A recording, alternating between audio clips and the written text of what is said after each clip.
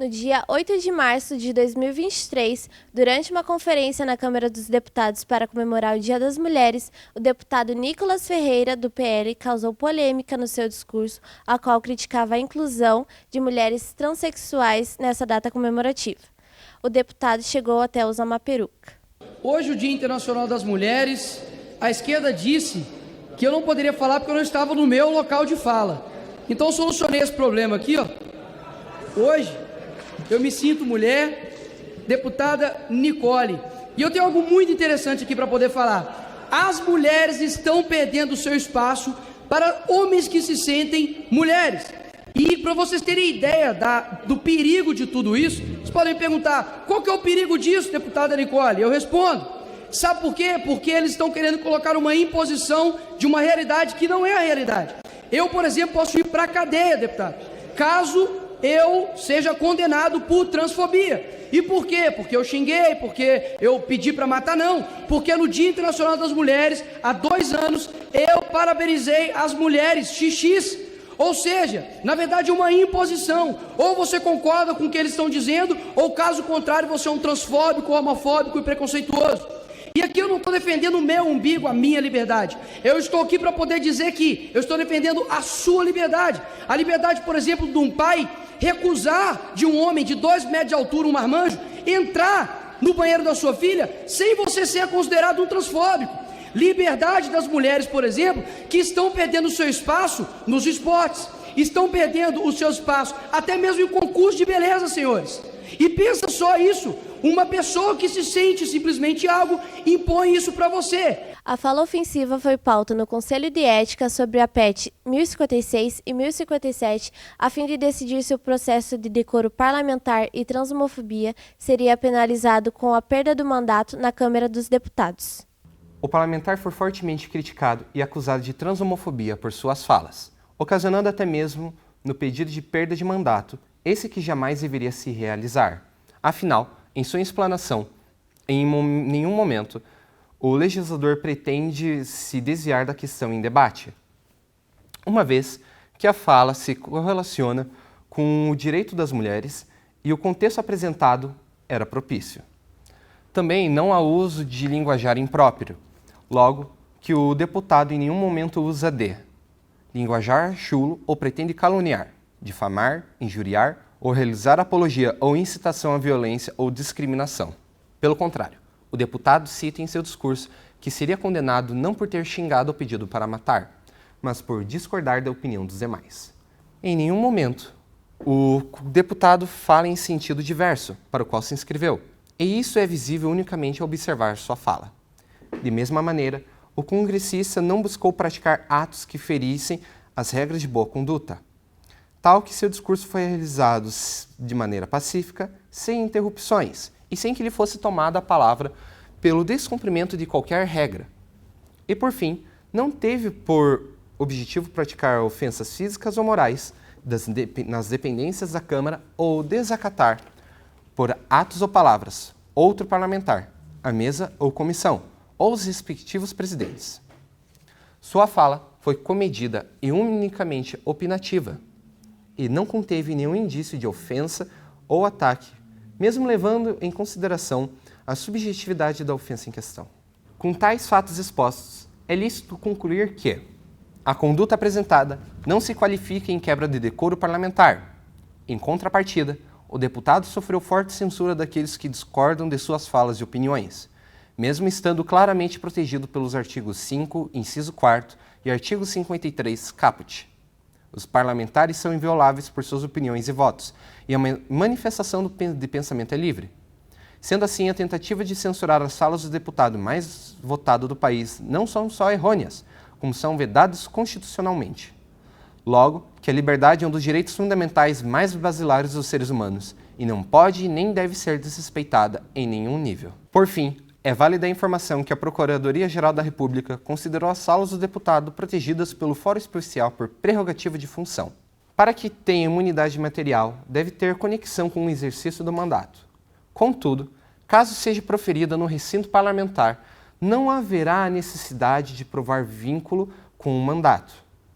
Como o deputado federal Nicolas Ferreira proferiu sua manifestação na Câmara dos Deputados não tem que provar vínculo com um mandato, estando, portanto, protegido pela imunidade material.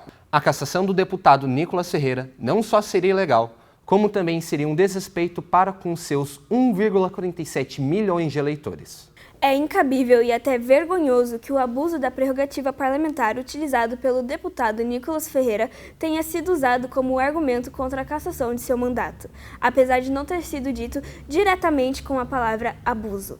Mas o caso aqui julgado pela fala transhomofóbica no Dia das Mulheres e essa forma de utilização de prerrogativa no âmbito da Casa Legislativa não deve ser blindada com imunidade parlamentar, mas sim punida por decoro parlamentar, como está previsto no artigo 55, inciso 2º, parágrafo 1º da Constituição Federal. Não é preciso explicar a cada parlamentar o que é decoro parlamentar e que tais princípios e normas de conduta devem ser seguidas e, no caso de haver uma quebra no decoro, não deve ser subestimado pela imunidade parlamentar, já que o exercício da liberdade de expressão na fala do deputado foi um direito fundamental que afetou o direito fundamental da dignidade de mulheres trans, que fora da função parlamentar seria respondido como crime. É notável que isso se resulta na quebra de decoro parlamentar, proferidos no artigo 224 do Regime Interno da Câmara dos Deputados e o artigo 5º do Código de Ética e Decoro Parlamentar.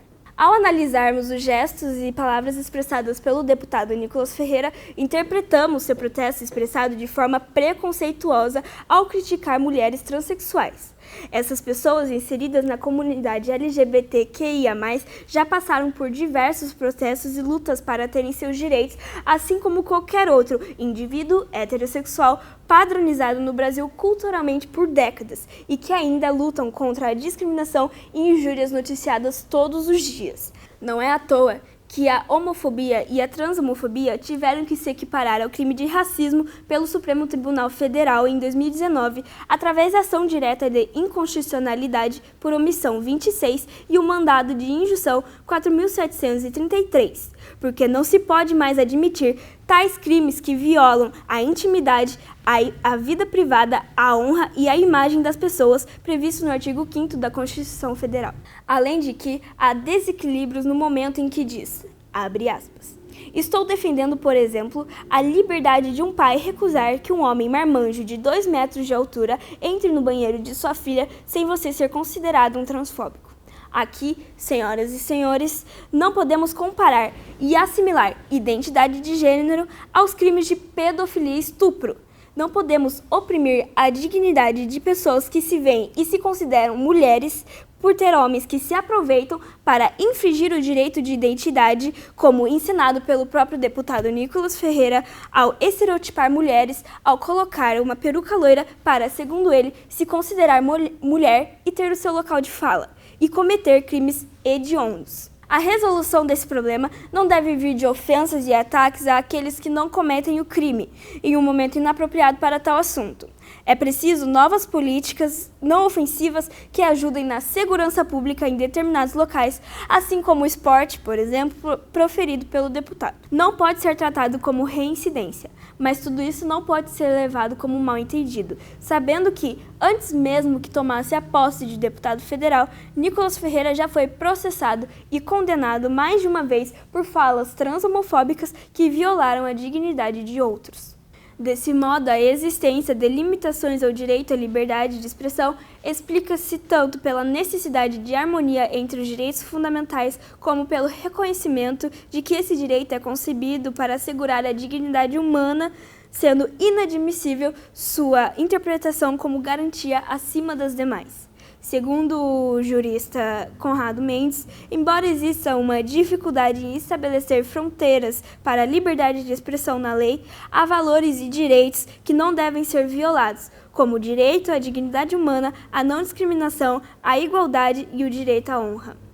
No Código Penal, há crimes contra a honra, calúnia, injúria e difamação, não podendo assim usar a liberdade de expressão para tais atos de forma a se incitar práticas discriminatórias.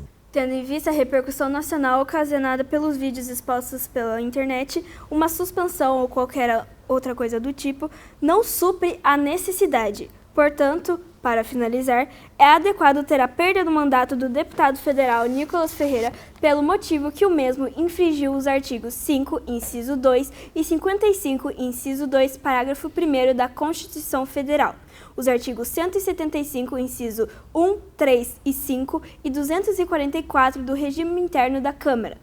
Por fim, o artigo 5, inciso 2 e 3 do Código de Ética e Decoro Parlamentar. Ademais, a liberdade de expressão e a imunidade parlamentar devem ser restringidos em relação à intimidade, à vida, à honra e imagem das pessoas, ao crime de transhomofobia, equiparado ao crime de racismo, à integridade moral das pessoas transexuais. A liberdade de expressão encontra seus limites na dignidade humana. Ao final da comissão, foi decidido que o processo do deputado será levado para votação na Câmara dos Deputados para a cassação do seu mandato.